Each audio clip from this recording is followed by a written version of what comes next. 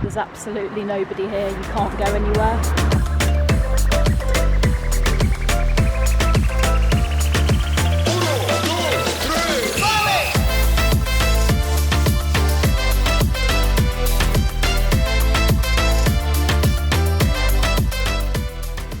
Hi everyone, it's Amelia here. I'm going to do a quick video for you just on the current state of things in Caleta de Fuste here, as we are under state of emergency and lockdown. The great news is that we now have a plan for leaving that, and things will progress over the coming weeks. But I just want to take you along and just show you what things are like here at the moment, because obviously it's very, very different to what you would be used to if you've ever been here, or if you're planning on coming here. You're probably wondering what things are like right now. You can see here that the pharmacy is open, but at the moment it's only for essential shops that can be open, or shops where you have an appointment. So the supermarkets are open, the pharmacy is open, petrol stations, things like that, but otherwise you can't go out, all the other shops are closed. So this is the White Centre here, which, as you can see, there's a lot of bars and restaurants. This would normally be absolutely heaving with tourists. There's absolutely nobody here, you can't go anywhere.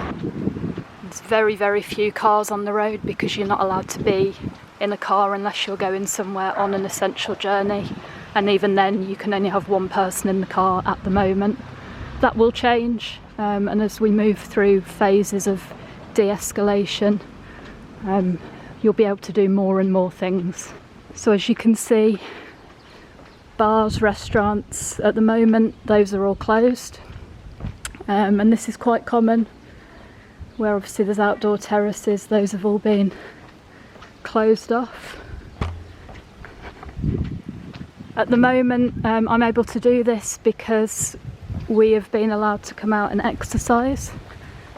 That's very limited times at the moment, which is why this is going to be a quick video, because I've got to be able to get back home within the allocated time slots that we've been given. So if you're between the ages of 14 and 65, that's between 6 AM and 10 AM in the morning.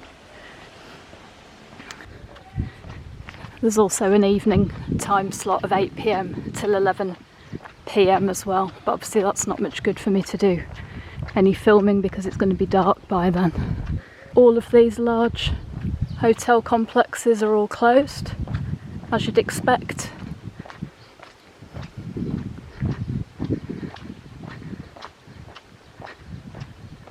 So we're just heading down towards the beach. So this is the beach, completely deserted.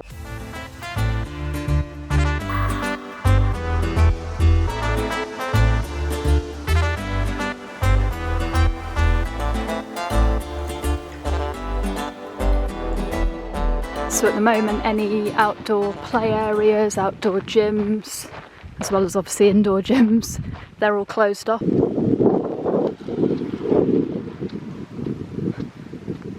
So it's kind of interesting to get this on camera because, well, it's interesting to me, I guess, living here. It's probably interesting to you as well if you've ever been here or planning on coming here on holiday. Hopefully we'll never ever see this so quiet. It is, as you'd expect, like a complete ghost town.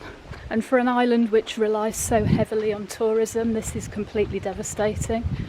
So certainly as locals, we're going to make a point to be able to get out and go out for drinks and meals when we're able to, obviously safely and within the guidelines, just so that we can give back to some of the local businesses here that are really suffering. And I think that's important. So if that's something you're able to do safely and you feel you can, wherever you are in the world, obviously that's quite important. And I think it's safe to say that it's going to take some time to get back to any sort of normality as we knew it before, if that's even possible. But it's also important to try and keep things in perspective, and that's why I wanted to do this video, because If you don't live here, you're probably seeing things through the media. And actually, it's kind of worth remembering where we are here. So if you live in the UK, you live much closer to Madrid and mainland Spain than we do here. Being in the Canary Islands, it's almost twice as far to Madrid as it is from London. But because of the current state of alarm, that's a national thing, it applies to all Spanish territories. So here in the Canary Islands and Fuerteventura, we have to follow what Madrid say in terms of lockdown, what that means, and also de-escalation. But in reality, we've coped very, very well as an island here. We've had 44 confirmed cases. Those have all obviously happened over the last 6 to 8 weeks at different time frames, and people have recovered at different stages. But as of today, we've only got 1 active case on the island, and we haven't had any new cases now for about 8 days or so, which is great news. So coping really, really well here.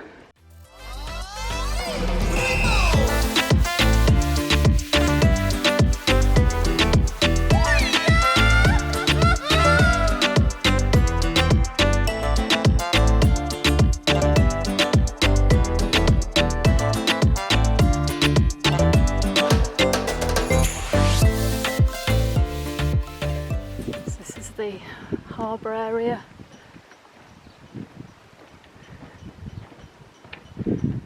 It's just really, really strange just to see everywhere so quiet.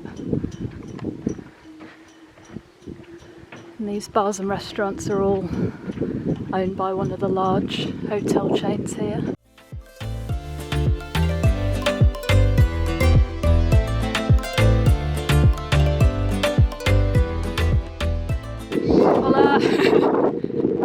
So I know it's going to be very windy here because I'm on the coastal path, but this is probably the only time ever that I'm going to be the only person on this path.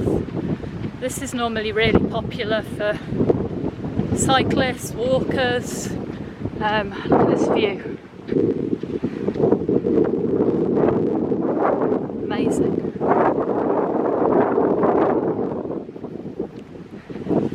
And I really, really hope that if you've got plans to come here later this year and you feel that you're in a position to do so and borders are reopened, that you will come back, because the island really needs you.